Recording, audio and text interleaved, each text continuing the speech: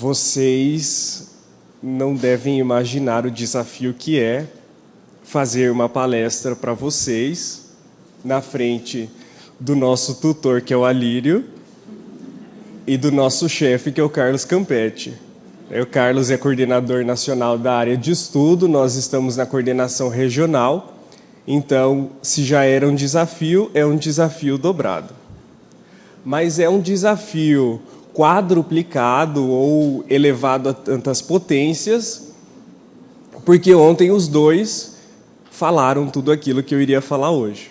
Eu estava assistindo aí a palestra e o Alírio começou a falar, ele falou uma parte da minha palestra, chamei a atenção dele, porque com ele a gente tem mais intimidade. Eu falei, você falou quase 10 minutos ou mais da minha palestra, eu não sei o que eu vou falar amanhã. Mas tudo bem, o Carlos Campetti voltou do intervalo, começou a falar também e falou o início da minha palestra e o final. E eu falei assim, amanhã não tenho mais o que falar. Aí eu fui para casa preocupado, saí daqui preocupado, porque o que eu vou falar amanhã, Passei no shopping, sentei para tomar um café, preocupado, porque eu tinha que chegar em casa cansado e fazer a palestra de hoje, preparar uma palestra que eu ia ter que tirar não sei de onde, mas tudo bem.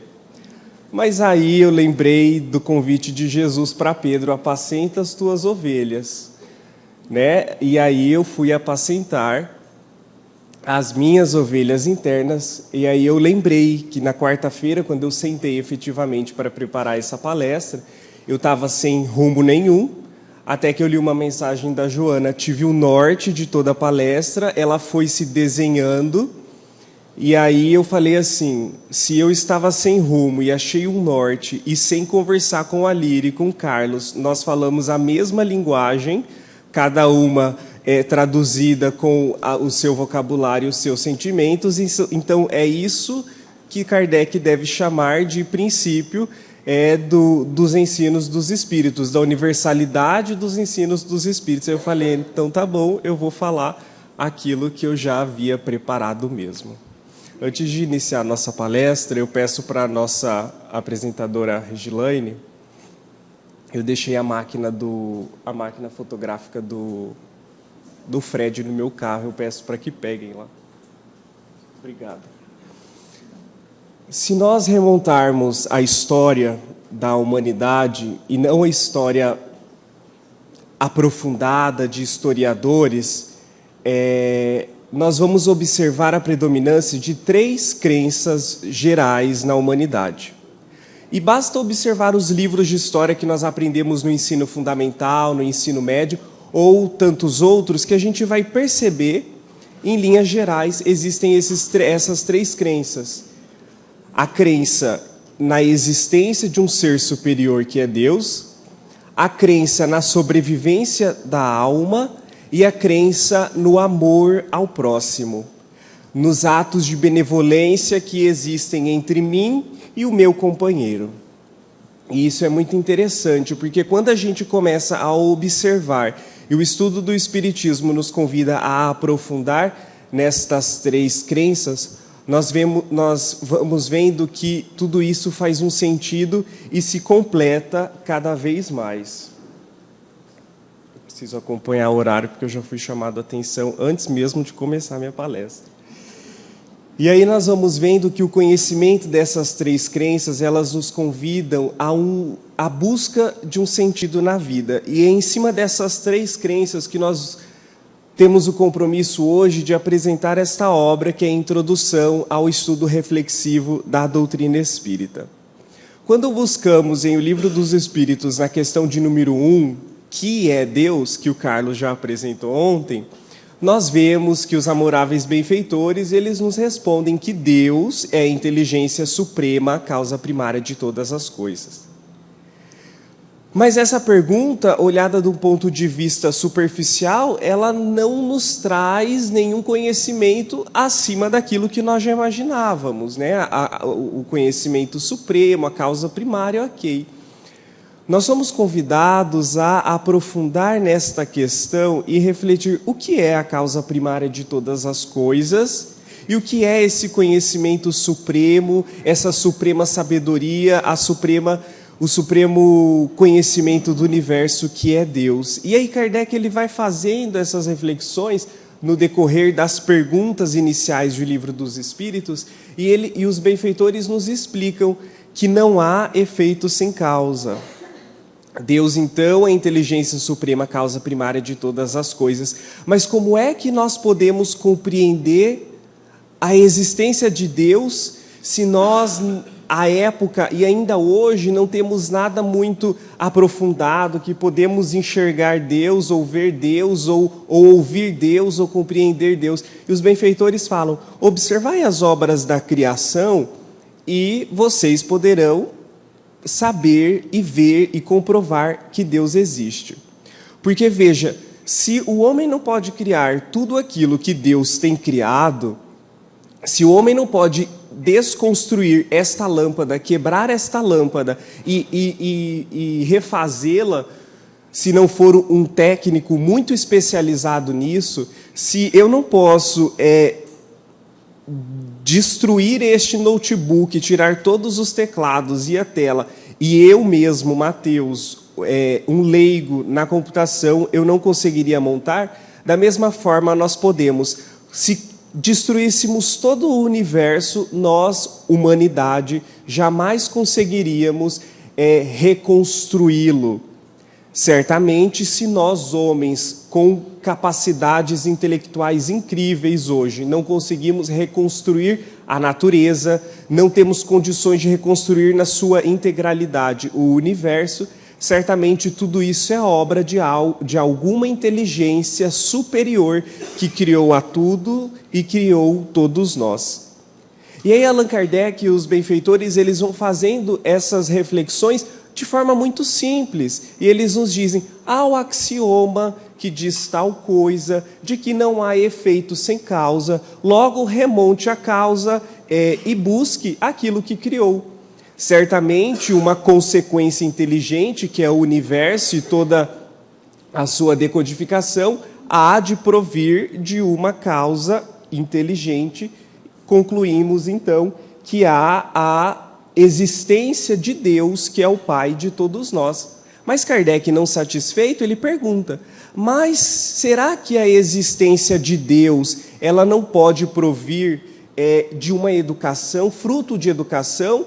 No mundo cristão, por exemplo, que as crianças já crescem ouvindo que, antes de dormir, nós temos que orar ao Papai do Céu.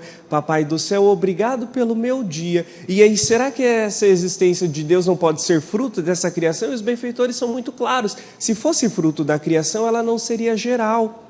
Se fosse fruto da criação, os selvagens, eles não teriam também essa concepção de um Deus, de um ente superior. Ainda que seja um ente superior ligado ao sol, ou aos trovões, ou à chuva, enfim, os selvagens, outros povos que não tiveram essa mesma educação cristã que nós, eles também têm a concepção de que há um ente superior a tudo. Logo, a crença de Deus não é fruto de uma educação, mas é fruto de um sentimento instintivo que todos nós, espíritos, portanto, criação, recebemos do Criador no instante em que fomos criados, ainda lá como o princípio inteligente do universo, mas que fomos trazendo tudo isso. Quando adentramos no reino nominal, isso foi se corporificando dentro de nós, e aí nós trazemos então este sentimento instintivo da existência de um ser superior. E se buscarmos na história, nós tivemos aí a existência dos deuses, o Deus trovão, o Deus da chuva, o Deus disso, o Deus daquilo. Depois o Deus hominal, o antropomorfismo, o Deus com formatos ainda animais e homens. Depois o Deus humano, colérico, raivoso, trazido por Moisés. Mas tudo isso fruto da evolução espiritual da humanidade. Tudo isso vai vindo da nossa própria evolução, da evolução do nosso psiquismo. Era preciso para que hoje nós espíritas tivéssemos a concepção da causa primeira de todas as coisas, a energia suprema do universo, nós iniciássemos espíritos ainda imaturos, inocentes, a compreender essa energia suprema do trovão. e passamos por todas essas etapas evolutivas para compreender que Deus é esse Pai amoroso, justo, que nos convida, sobretudo, a senti-lo em nossas vidas. O evangelista João, ele nos ensina que Deus é amor.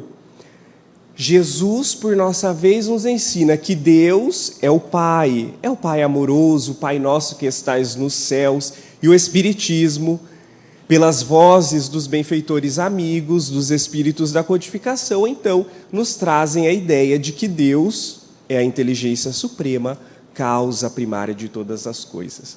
E tem uma questão muito bacana em O Livro dos Espíritos, que é a questão 12, eu falo que ela é muito bacana, muito interessante, porque quando estávamos estudando para a nossa palestra, o nosso orgulho, que ainda estamos cheio, ele falou um pouco mais alto, e eu estava pensando assim, mas eu vou falar de questão número 1 de O Livro dos Espíritos, questão número 4, por que eu não vou para a questão 900 e sei lá quantas que são mais aprofundadas, esquecendo-nos de que ainda não compreendemos nem nós mesmos e queremos ignorar as questões iniciais do Livro dos Espíritos como se elas não tivessem toda essa riqueza doutrinária, essa propriedade. Achamos que ela deve ser estudada só lá no início e esquecemos de que elas devem acompanhar todo o livro, todo o estudo do Livro dos Espíritos, do Livro dos Médiuns, da Gênese, porque é a causa primária. E aí nós nos atentamos na questão de número 12, quando Kardec pergunta que, embora não possamos compreender a natureza íntima de Deus, pela nossa ignorância, pela nossa pequenez espiritual, nós podemos ter uma noção de algumas de suas perfeições, e os benfeitores respondem, de algumas sim. Tanto que na questão seguinte, na questão de número 13, os benfeitores vão falar dos atributos da divindade, e aí Kardec vai falar, Deus é imutável, Deus é imaterial, Deus é soberanamente justo e bom, e assim sucessivamente. E aí quando os benfeitores respondem a questão de número 12 a Kardec, de que nós podemos ter alguma de noção de alguma das perfeições divinas, eles acrescentam uma informação muito importante, eles dizem assim, que nós podemos ter acesso a algumas das perfeições de Deus, e eles dizem que nós compreendemos melhor a natureza divina quando nós nos elevarmos acima da matéria. E aí eu me atentei neste ponto, acima da matéria. Qual que é o sentido de acima da matéria? Vamos fazer uma pausa, guardando esta reflexão de que nós vamos compreender a natureza íntima de Deus quando nos elevarmos acima da matéria, e vamos ver um pouquinho agora da outra crença, que é a crença no amor ao próximo. Mas guardemos este trecho que os benfeitores nos respondem na questão 12, de que compreenderemos a Deus quando nos elevarmos um pouco mais acima da matéria. O que significa acima da matéria? E quando nós vamos então à segunda crença, que é do amor ao próximo, nós também analisando a história da humanidade, nós vamos ver que isso, de alguma forma, esteve presente nas concepções, nos pensamentos, nas conjecturas mentais de todos nós, de toda a humanidade.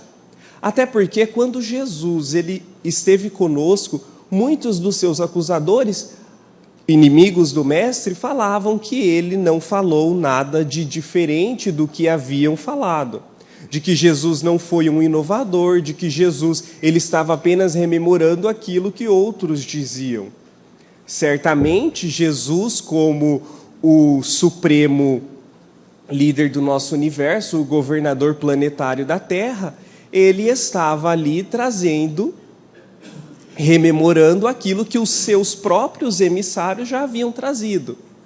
Mas há um dado muito especial que os emissários de Jesus ainda não haviam falado. Se observarmos Confúcio, Lao Tse, Forri, eles haviam falado da importância do amor filial, eles haviam falado da importância do amor aos nossos familiares, eles haviam falado da importância do amor àqueles que nos são semelhantes. Se observarmos o espírito missionário Zaratustra na Pérsia, a gente vai ver que havia falado também da importância do respeito às leis, da importância do amor àqueles que nos são íntimos ao coração. Havia nos falado da importância da obediência àqueles que concordam conosco com os nossos posicionamentos. Se observarmos os ensinamentos de Buda, né, do nosso inesquecível Siddhartha Gautama, a gente vai ver que ele também havia falado do respeito aos inimigos, mas até um ponto. Se observarmos os ensinamentos de Sócrates, de Platão, de Aristóteles, a gente vai ver que eles também falavam que é importante nós respeitarmos aqueles que contrariam as nossas ideias. É importante o amor aos inimigos, mas aos criminosos, eles deveriam receber as punições de acordo com os crimes praticados. E a gente analisando tudo isso, nós vamos ver que o amor ele foi falado por muitos. O amor aos semelhantes, o amor aos nossos familiares, ele foi levantada essa bandeira muito antes do Cristo. Mas quando Cristo veio à luz, quando Cristo veio à humanidade, nenhum deles havia ainda falado do amor aos inimigos. Foi o Cristo que no Sermão da Montanha, enunciando o canto inesquecível das bem-aventuranças e do resumo de toda a sua doutrina de amor, ele nos convidou: aprendestes o que foi dito, olho por olho, dente por dente. Eu, porém, vos digo, não resistais ao mal. Eu, porém, vos digo que aquele que lhe bater na face direita, apresentar-lhe também a outra. Ou então, aprendestes o que foi dito, amarás o teu irmão, odiarás o vosso inimigo. Mas eu, porém, vos digo, amai os vossos inimigos, fazei o bem aos que vos perseguem, orai pelos que vos caluniam. Muitos antes de Jesus, os seus emissários, como Emmanuel nos ensina em A Caminho da Luz, falaram do amor. Falaram, até citaram do amor aos inimigos.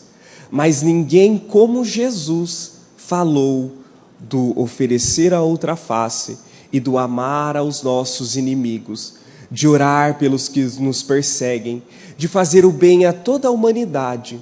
Ninguém como Jesus falou do amor ao próximo e vivenciou o amor ao próximo. Exemplificou toda a mensagem que ele externava a partir da sua oralidade.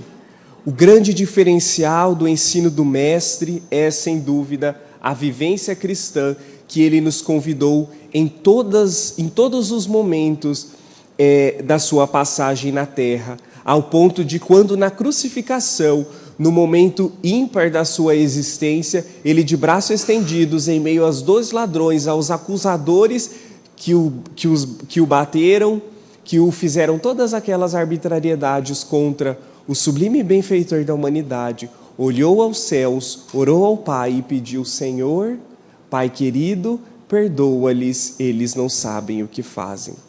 E aí, como lembrou a nossa Lorena ontem, naquela pequena historieta do jovem que queria compreender em apenas 1 segundo, 4 segundos, 5 segundos, todo o resumo do Evangelho de Jesus, nós encontramos que Jesus resume todo o seu Evangelho no amor aos nossos semelhantes, sobretudo no amor àqueles que contradizem as nossas ideias, que são os nossos opositores, os nossos inimigos, que todos os temos.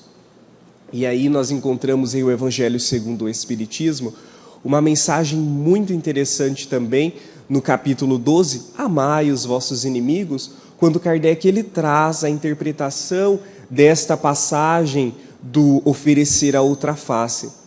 E nessa interpretação, a gente também tem uma frase muito interessante do codificador, quando ele diz assim: quando nós lançarmos os olhos diante do futuro e elevarmos-nos acima da matéria, todas essas questiúnculas que vêm daqueles que nos opõem, dos nossos opositores, dos nossos inimigos, daqueles que batem a nossa face, elas se destroem por si mesmas. Então ele diz mais ou menos assim: lançai os olhos diante do futuro.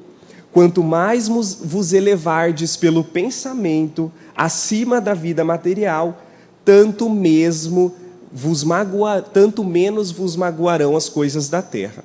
E aí nós percebemos uma certa semelhança entre esta frase de Kardec em O Evangelho segundo o Espiritismo, com a frase dos benfeitores espirituais na questão de número 12. Quando os benfeitores espirituais, na questão de número 12, nos convidam a nos elevar acima da matéria para adentrar na intimidade divina e conhecê-lo cada vez mais, e quando Kardec nos diz que nós também somos convidados a elevar o pensamento acima da vida material para que essas coisas pequenas, mesquinhas, fortuitas da terra não nos magoassem, não nos incomodassem, há aí uma certa identidade de pensamento. E aí nós paramos um pouco para refletir. Qual que é o sentido de elevarmos-nos acima da matéria? E aí nós encontramos essa terceira crença universal, que é na imortalidade, na sobrevivência da alma. Deus, amor aos nossos semelhantes, amor ao próximo e amor aos nossos inimigos, o amor ao próximo como a nós mesmos e a Deus acima de todas as coisas, corroborando com a crença na sobrevivência da alma, que também nós podemos encontrar nos anais da nossa história. Basta observarmos como a morte ela foi encarada no decorrer do tempo. Se buscarmos ainda nos egípcios, a gente vai ver que os faraós e as pessoas de grande poder aquisitivo, elas eram enterradas, na verdade não eram enterradas, mas quando morriam, elas eram colocadas nas pirâmides, com todas as pomposidades de um cerimonial e com todas as coisas que poderiam auxiliá-la. Por exemplo, o faraó ele era enterrado com muita comida, com muita bebida, com muito ouro, com muitas riquezas. Para quê? Para que quando ele retornasse, ele fosse mantido ali por aquelas questiúnculas, com aquelas matérias que estavam junto com eles. Se observarmos também outras doutrinas religiosas, a gente vai perceber que quando os seres morriam, ainda muito antes, quando os seres morriam, era colocado na porta das catacumbas, nas portas das cavernas, o crânio humano, para que espantasse os maus espíritos e que não adentrassem ali. E aí nós vemos acerca da morte muitas mitologias, muitas historietas, muitas concepções tradicionais que nos convidam a entender ou que nos mostram as evidências de que aqueles povos acreditavam que os espíritos sobreviviam à matéria e de alguma forma voltariam para, ou ainda na carne, como os egípcios, ou fora da carne, para nos assombrar, mas eles voltariam, entendendo que há a sobrevivência da alma como uma concepção geral. E aí nós entendemos, então, esta questão da imortalidade também trazida por Jesus, vivenciada em muitos instantes. Quando ele falava acerca da reencarnação, Jesus estava falando da imortalidade. Quando Jesus falava da vida futura, de que o meu reino não é deste mundo, mas eu já vos tenho preparado este reino, Jesus, ele já conclamava a vida futura, a vida imortal, que é a vida de todos nós. Vejamos então que a frase dita pelos benfeitores em O Livro dos Espíritos, a frase dita por Kardec em O Evangelho segundo o Espiritismo, elas acabam corroborando essa terceira crença, que é a crença na imortalidade, e que é a crença que hoje nós somos convidados a buscar dentro de nós. O Espírito Manuel Filomeno de Miranda, lá ainda no início deste século, nós estávamos lendo ainda hoje uma mensagem que ele diz exatamente no livro, na mensagem Esponsalício Espiritual, ele nos diz assim: é necessário, faz-se fundamental que as crianças, que os seres ainda pequeninos sejam educados para vivenciarem a imortalidade. Ele fala assim, para perceberem que são espíritos imortais. São termos do nosso querido Manuel Filomeno de Miranda. Percebendo que a importância de nós sabermos desta terceira crença universal, sobretudo de nós sentirmos esta terceira crença universal e de vivenciarmos a imortalidade, faz-se imprescindível na atualidade. E por que faz-se imprescindível na atualidade? Porque, apesar de ser uma crença milenar, apesar de ser uma crença universal, nós ainda não estamos vivenciando, antes não estamos ainda sentindo, a grande maioria de nós, é claro, a imortalidade em nossas vidas. Deus, nós somos convidados a senti-lo, a amá-lo. Jesus nos convida a amar a Deus sobre todas as coisas e ao próximo como a nós mesmos. Ao próximo e aos nossos inimigos, nós somos convidados também a amá-los. E a nós, a imortalidade, o espírito imortal que somos, nós também somos convidados a nos amar, a sentir a nossa essência, a sentir a nossa condição de filho de Deus, de espíritos imortais que somos, espíritos imortais criados para vivenciar as virtudes cristãs.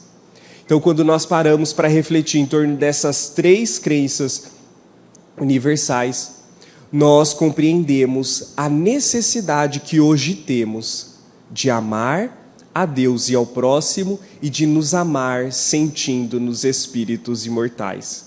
E a questão da imortalidade, que nós vamos nos atentar um pouco mais, porque é o grande convite para todos nós, ela, como colocamos, tem sido esquecida. Basta observarmos os livros de André Luiz, de Manuel Filomeno de Miranda, de Ivone do Amaral Pereira e tantos outros espíritos amigos que nos ditaram excelentes obras mediúnicas. Espíritas que desencarnam sem saber da sua condição espiritual.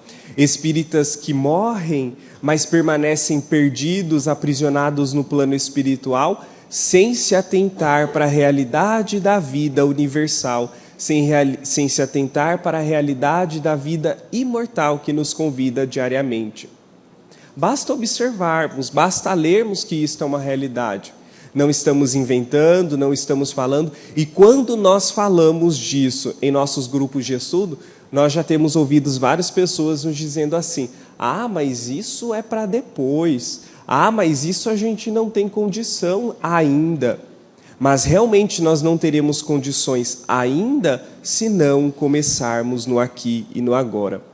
Uma das frases mais marcantes a mim no livro Memórias de um Suicida é quando Camilo Castelo Branco ele descobre e no mesmo instante ele sente a imortalidade e ele exclama para todos aqueles que estão por perto, eu sou imortal, eu sou imortal. E ele exclama isso umas 3, 4 vezes, eu sou imortal.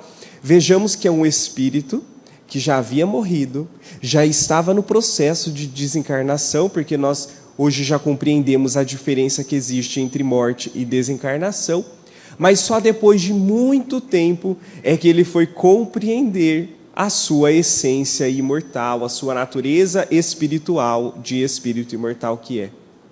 Então faz-se necessário que todos nós nos atentemos para essas questões, que nós nos elevemos acima da matéria, que nós elevemos o nosso pensamento acima das causalidades humanas e que nos sintamos espíritos imortais, porque quando nós fazemos o exercício de sentir a imortalidade em nossas vidas, nós compreendemos Deus, que é a causa primária de todas as coisas, e nós compreendemos que aquele nosso próximo que tem alguma antipatia para conosco, de que aquele nosso amigo que não compartilha das mesmas ideias e de que muitas vezes nos aprisiona, nos apedreja e nos persegue, nos calunia, eles são irmãos doentes, que estão precisando da nossa compaixão, da nossa energia amorosa, estão precisando da nossa energia da afetividade, a crença universal do amor ao próximo, que é confirmada e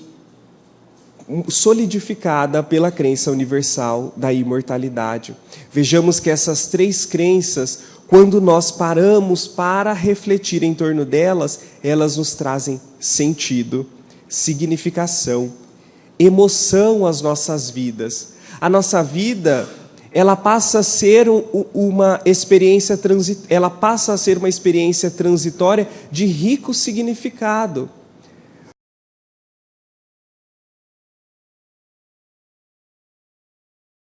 De grupo de estudo, ou ser um participante de grupo de estudo, ou de ser um presidente de casa espírita, ou de ser um médium, de ser um aplicador de passe, são oportunidades que nós temos concedidas por Deus para que o principal seja vivenciado, que é a nossa imortalidade.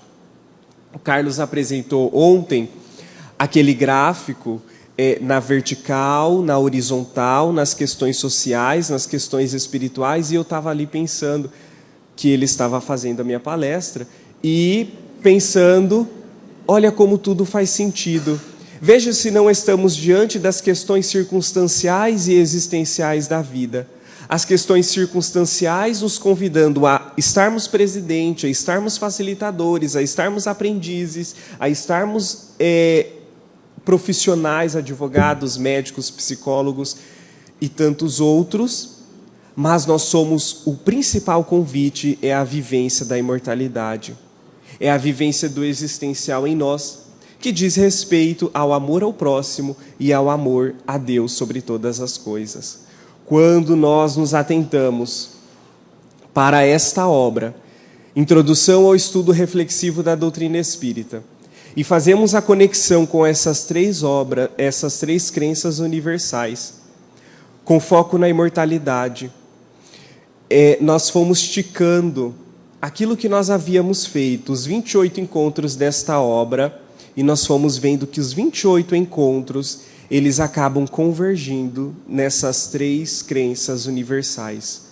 Na existência de um ente superior, que hoje nós sabemos que é a inteligência suprema, onipotente, onisciente, onipresente do universo, no amor ao próximo, através da manifestação das virtudes, da prática das virtudes e na crença na imortalidade. Este livro que ora apresentamos ao público, ao movimento espírita, Introdução ao Estudo Reflexivo da Doutrina Espírita, não traz nada de novo. Porque, como nós vimos, essas três crenças, elas são da humanidade, elas estão arquivadas em nossa intimidade espiritual. Não traz nada de novo porque os benfeitores já nos trouxeram, porque Jesus já nos trouxe, porque os seus emissários já nos trouxe. Não traz nada de novo porque o próprio Jesus, o próprio Kardec nos ensinou que não vieram para destruir aquilo que foi dito, mas para dar-lhe cumprimento. Esta obra que ora publicamos e que ora colocamos à disposição da doutrina espírita, ela vem apenas nos relembrar de que nós somos filhos de Deus, de que nós somos criaturas imortais e de que todos os dias nós somos convidados a exercitar estas virtudes cristãs na nossa intimidade. Esta obra não foi escrita por nós. Ela certamente foi escrita pelos benfeitores espirituais. Mas para chegar até nós, ela passou por muitas mãos amigas. A obra Introdução ao Estudo Reflexivo, vou lhes contar como é que ela começou. Nós nos reunimos, sob a supervisão do nosso Alírio, um grupo de aproximadamente 10 pessoas para fazer pesquisas.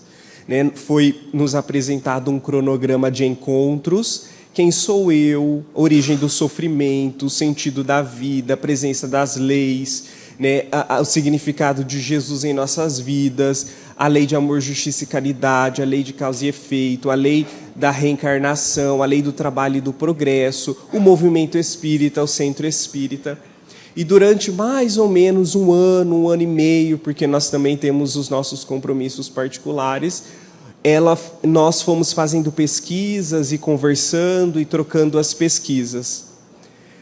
Quando nós finalizamos essas pesquisas, nós apenas tivemos o trabalho de dar corpo à obra que foi assistida pelo nosso Alírio. Por isso é que nós falamos que ele foi o nosso tutor, porque ele foi fazendo todas as correções doutrinárias, de pobrezas doutrinárias que poderia ocorrer no nosso texto. Então é uma obra que não foi escrita por nós, foi apenas dado forma por nós, mas foi escrita por muitas mãos amigas nesta equipe dos trabalhadores da Federação Espírita do Estado de Mato Grosso. E quando nós começamos inicialmente a aplicá-la em nosso centro espírita, no centro em que nós trabalhamos, que é o Caminheiros do Bem, que o Alírio falou ontem, nós já estamos desde o início do ano trabalhando esta obra, com um grupo de aproximadamente 30 pessoas. É um grupo que nós já estudamos todo o ESD, o tomo 1, o tomo 2, o tomo complementar.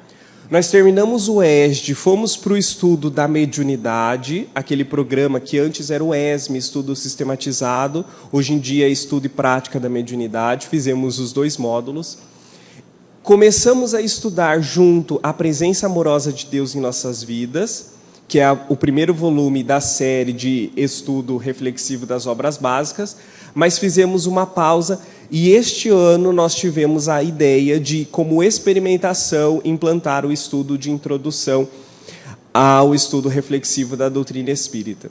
E é um grupo muito interessante, por quê? Porque é um grupo que vem de pessoas que já estudam a doutrina espírita há mais de 10 anos, de pessoas que estavam já na doutrina espírita sem estudar, dos antigos que iniciaram a casa espírita, e de pessoas que estão adentrando na casa espírita sem nenhum conhecimento.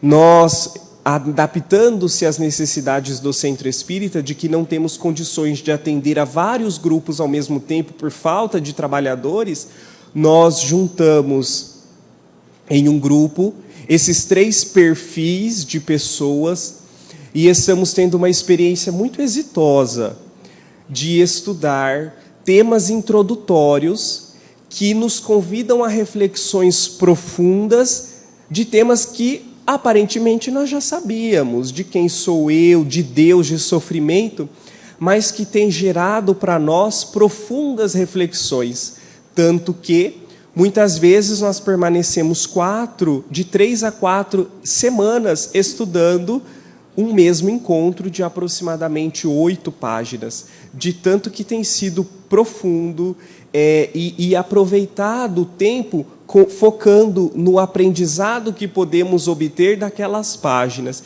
e não tão somente no conteúdo, porque o foco é e deve ser no espírito imortal que somos e não no aprendizado, não numa formação, porque, como o Carlos bem disse ontem, não há uma formação espírita. Eu posso fazer o ESD e ganhar um diploma no final, mas aquilo não representa nada, porque o espírito ele deve aprender continuadamente, todos os dias, incessantemente, e nós ainda não teremos aprendido tudo no final desta encarnação.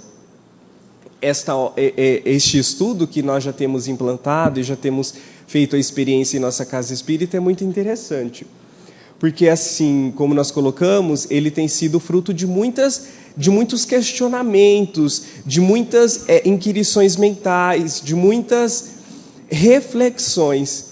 E aí nós que já sabíamos que tínhamos o compromisso espiritual de sermos facilitador de grupo de estudo, porque cada um tem o seu compromisso espiritual, nós descobrimos que no nosso contrato espiritual foi acrescentada uma cláusula, foi feito um aditivo no nosso contrato espiritual.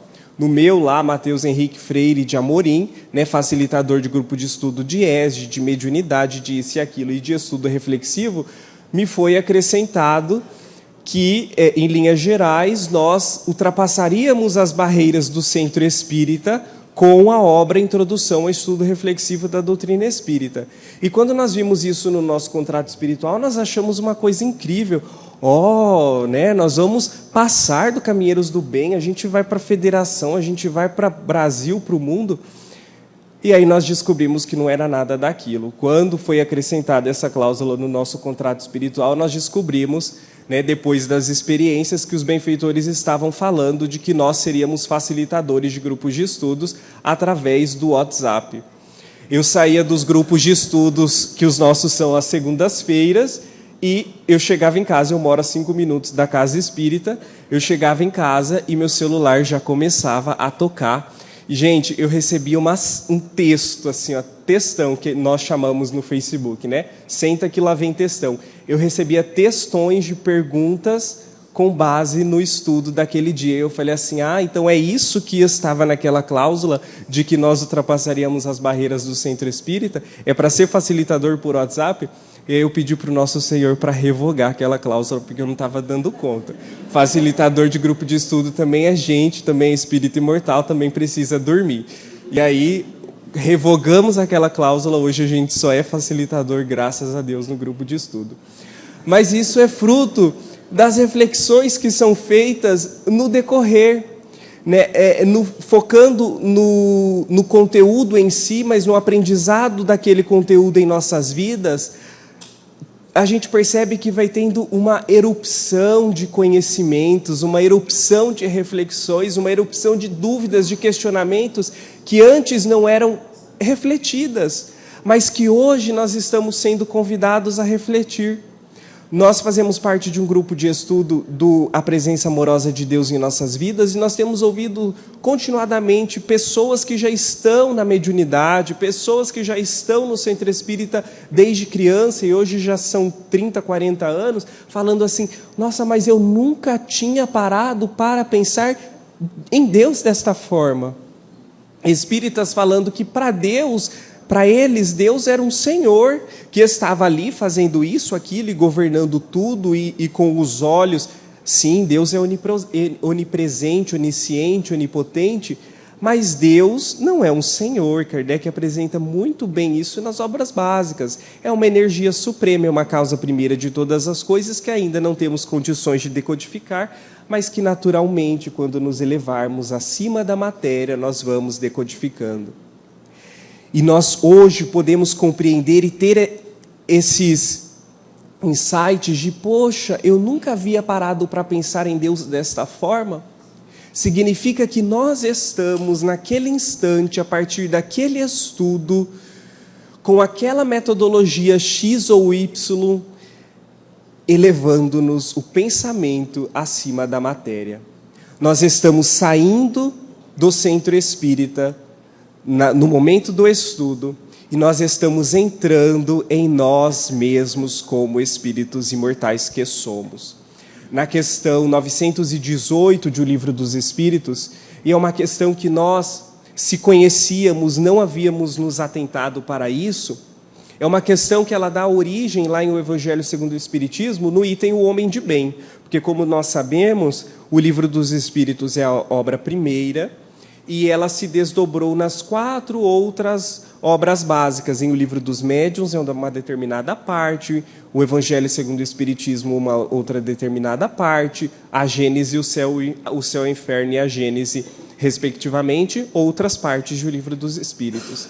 E aí nós estávamos estudando essa questão de 918, que Kardec pergunta, como é que nós podemos ter uma ideia, em nossas palavras, como é que nós podemos ter uma ideia de que o homem está se elevando moralmente? E aí os benfeitores respondem assim, quando todos os atos da sua vida simbolizam a prática da lei de Deus, então uma das características de que estamos nos elevando acima da matéria, ou melhor, que estamos evoluindo moralmente, é a prática das leis de Deus. E a outra característica que nos chamou a atenção é quando ele nos diz assim, e quando ele adiantadamente adentra no mundo espiritual, na vida espiritual.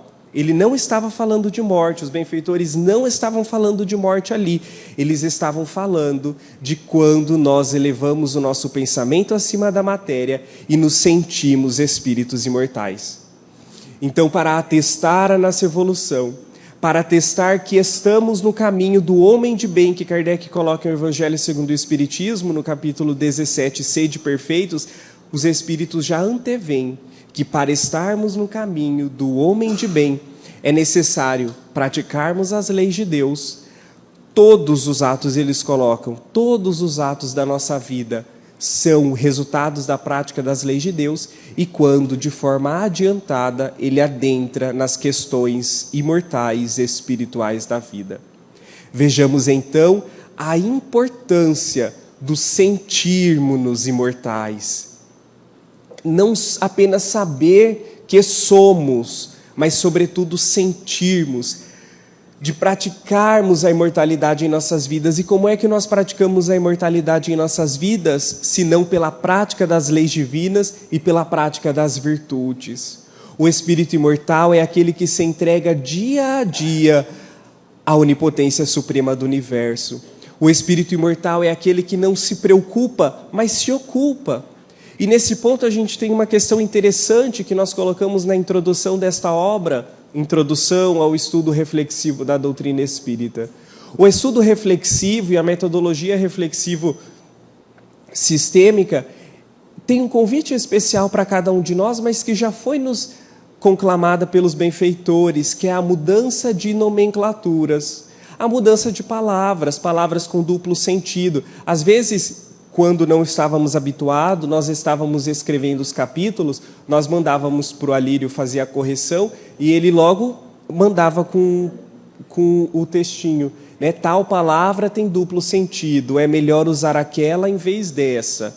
E aí nós fomos aprendendo a decodificar, a trocar, a utilizar novas palavras, palavras que não fazem mais sentido na nossa concepção intelectual. E nós ouvimos do Divaldo Franco no Encontro Fraterno do ano passado. A benfeitora espiritual Joana de Ângeles já nos assevera que palavras como culpa e punição não devem e não farão mais parte do vocabulário humano. E o estudo reflexivo nos convida justamente a isso. Não mais culpa, não mais punição, senão arrependimento, expiação e reparação. Deus é a energia suprema, é a causa primária de todas as coisas, é amor, como diz o apóstolo. Não nos pune, não nos castiga. Se não são experiências da própria lei de causa e efeito, que não é punitiva, nos convidando a uma educação, uma reeducação. Não mais palavras como castigo, como nós já colocamos, não mais concepções do que eu tenho que. Nós não temos que nada, nós somos convidados a. Nós não temos que ser felizes, nós não temos que desenvolver virtudes, nós não temos que fazer isso ou aquilo, porque não existe lei de obrigação no universo. Mas nós somos convidados pela vida, dia a dia, hora a hora, momento a momento, a ser feliz, a amar a Deus, a amar ao próximo, a vivenciar a nossa imortalidade. E quando nós vamos fazendo essa simples alteração de palavras, de um vocabulário que aparentemente pode ser algo que não faça sentido, mas nós temos percebido que faz sentido sim. Que a vida se torna mais leve, que a vida se torna mais mansa, porque eu não tenho que fazer isso da noite para o dia. Eu não tenho que melhorar e ser perfeito nesta encarnação, mas eu sou convidado a me esforçar, e os Espíritos nos esclarecem lá na lei do trabalho, a trabalhar dia após dia, mas no limite das nossas forças. Qual que é o limite das minhas forças? Qual que é o limite das nossas forças? Cada um de nós sabemos. E nós sempre temos colocados em nossos grupos de estudos. Deus não quer que nós saiamos desta encarnação como espíritos perfeitos. Deus não quer que nessa encarnação nós acertamos em todas as etapas, em todas as experiências da nossa vida. Mas Deus espera de nós o esforço em todos os instantes. Não importa se este esforço for um passo de 1 centímetro, de 1 milímetro, do tamanho que for, mas se for o esforço que estivermos em condição de andar, certamente sairemos desta encarnação espíritos vitoriosos, porque nos esforçamos dia após dia para crescer, para aprender, para ser melhor. E isso é o sentido da imortalidade. Isso é a imortalidade em nossas vidas. Não é querer dar o passo maior do que nós estamos em condições de andar. E os encontros, então, deste livro, Introdução ao Estudo Reflexivo, nos convidam justamente a isso. E o vocabulário que nós utilizamos, ele já tem esta visão da alteração vocabular. E é muito interessante que quando a benfeitora espiritual na obra, na mensagem Os Novos Obreiros do Senhor, lá na obra Após a Tempestade, uma obra muito antiga já, que está em várias reedições, ela nos fala justamente isso. É uma mensagem sui generis, a qual nós convidamos todos a fazermos a leitura e reflexão, porque ela vai falando dos vários momentos que a humanidade passou e dos vários momentos que nós passamos pela humanidade, na condição de cristãos outrora, na condição de ateus, na condição daqueles que crucificamos, na condição daqueles que matamos a ideia de Francisco, na condição daqueles que voltamos no espiritismo, mas maculamos a ideia, e agora na condição dos novos obreiros do Senhor espíritas novamente. E lá ela fala: reúnam-se os estudiosos, adaptando-se os ensinamentos imortais à atualidade. Então é isso que esta obra, Introdução ao Estudo Reflexivo da Doutrina Espírita, teve o condão de buscar. Não atualizar aquilo que é atual, porque Kardec é atual. Não atualizar aquilo que é atual, porque o Cristo é atual. Mas dar esta visão sistemática, esta visão reflexiva, esta visão metodológica, dialética apresentada ontem, essa visão do diálogo colocado pelo Carlos, do dialógico, ou então essa visão da maiêutica, nestas pequenas páginas, nessas poucas páginas, aproximadamente 300 a 400, nos convidando a trazer a doutrina espírita para as nossas vidas. Já não resta mais tempo para desperdiçarmos como desperdiçamos. Já não resta mais tempo para que a doutrina fique lá e nós apenas entremos no centro espíritas, mas nós somos convidados a adentrar no centro espírita, a adentrar no grupo de estudo e permitir que o estudo, que a doutrina espírita entre em nossas vidas, transformando-nos, modificando-nos. E isso é a essência da imortalidade. Quando nós vemos na questão 919 de O Livro dos Espíritos, qual o meio prático mais eficaz que nós temos para corrigir as nossas imperfeições? Um sábio da antiguidade falou, disse: conhece-te a ti mesmo. Uma frase muito simplória, muito simples: conhece-te a ti mesmo. E aí Kardec, buscando mais além, sabemos da grandiosidade desta máxima, do conhece-te a ti mesmo, mas de que forma que nós podemos conhecer a nós mesmos? E aí vem Santo Agostinho e dá toda aquela resposta: fazei como eu fazia quando estive na terra. Ao final de cada dia, ao me deitar, analisava o meu dia a dia, aquilo que eu fiz, aquilo que eu deixei de fazer, para que no outro dia eu pudesse, se algo fiz de errado, fazer diferente, se algo fiz de certo, dar continuidade. Observai aquilo que falam de você, porque aquilo que falam de você certamente tem razão de ser, mas se não tiver, continue dando os passos. E aí ele traça aquele roteiro de segurança que ele utilizou em sua vida, e que naturalmente nós podemos utilizar na nossa, ou adequar outros métodos de autoconhecimento à nossa vida. E quando Santo Agostinho fala de autoconhecimento, ele não está falando tão somente desta autoanálise que nós somos convidados a fazer. Ele está falando justamente desta terceira crença universal, que é na imortalidade. Quando eu faço o exercício de me saber imortal, de me sentir imortal e de vivenciar a imortalidade, o que é que eu estou fazendo, senão exercícios de autoconhecimento, de autoanálise?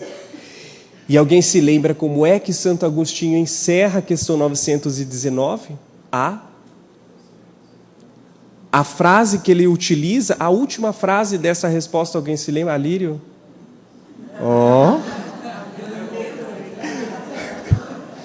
Carlos? Santo Agostinho diz assim: foi por isso que ditamos o Livro dos Espíritos. E isso nos chamou a atenção profundamente quando estávamos transcrevendo essa questão para a obra Introdução ao Estudo Reflexivo, porque nós paramos naquele instante e pensamos, todo o autoconhecimento, toda a proposta da autoanálise, toda a proposta de sentirmos-nos imortais é a essência da doutrina espírita, é a essência do Livro dos Espíritos, que naturalmente se desenvolveram nas demais obras. E o benfeitor deixa muito claro, foi para isso que ditamos o Livro dos Espíritos. Então, o Livro dos Espíritos, ele não foi ditado para que tão somente conhecêssemos o plano espiritual. Ele não foi ditado para que adentrássemos nos atributos divinos. Ele não foi ditado para que soubéssemos da pluralidade das existências, dos mundos habitados, da comunicação com os espíritos, das leis divinas. Mas tudo isso, as 1019 questões, ou 1018 em algumas editoras, e as demais obras das obras básicas, essas milhares de páginas da codificação espírita, elas têm um único condão, elas têm uma única diretriz. Todas as páginas, todos os ensinamentos que se desdobram têm o objetivo, o escopo de nos convidar a sentir a imortalidade, de fazer esta autoanálise do quem sou eu. Eu sou um espírito imortal, criação divina, filho de Deus, criação para o universo, para ser feliz, para amar a Deus sobre todas as coisas, para amar ao próximo, ao meu semelhante e àqueles que divergem de mim, e para me amar como espírito imortal. Quando nós estivermos refletindo neste sentido, quando nós estivermos refletindo neste nível de consciência, de sentindo-nos quem nós somos, e sentindo tudo isso e vivenciando a imortalidade em nossas vidas, as questiúnculas do dia a dia, elas têm um outro sentido. A nossa vida passa a ter um outro sentido. E nós passamos, então, a ser outro sentido, a sermos imortais, a sermos espíritos para os quais fomos criados, a ponto de dizermos, de falarmos, como Paulo falou: já não sou eu quem vive, mas o Cristo que vive em mim.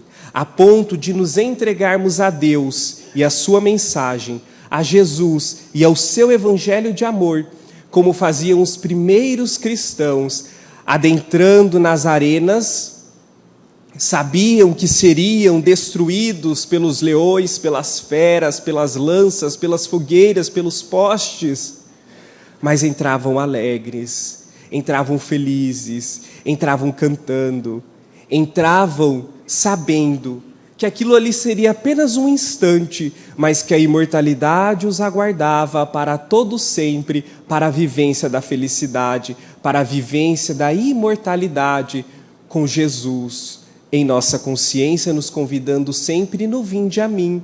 E é por isso que eles adentravam nas arenas cantando sublimes cantos, canto ao céu sobre as estrelas, claridades no infinito, no celeste sublime sonido, nimbando as almas entre as esferas, desço agora entre as feras, sustentando a fé na alma. Glória a Deus, as luzes clamam, Cristo sempre em toda parte, viva a fé no sol fecundo, que ilumina toda Roma, e entoavam o canto simples de entrega da imortalidade. Minha vida não a minha, é do céu que me abençoa, é da luz que me ilumina, minha vida não é minha.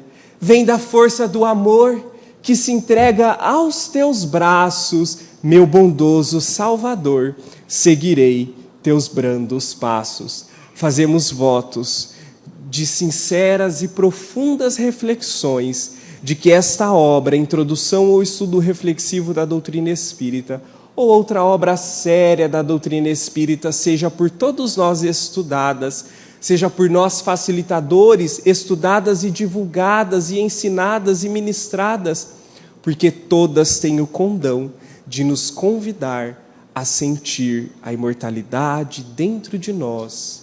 Que Jesus nos abençoe a todos e nos dê a sua paz nesta manhã de domingo. Muito obrigado.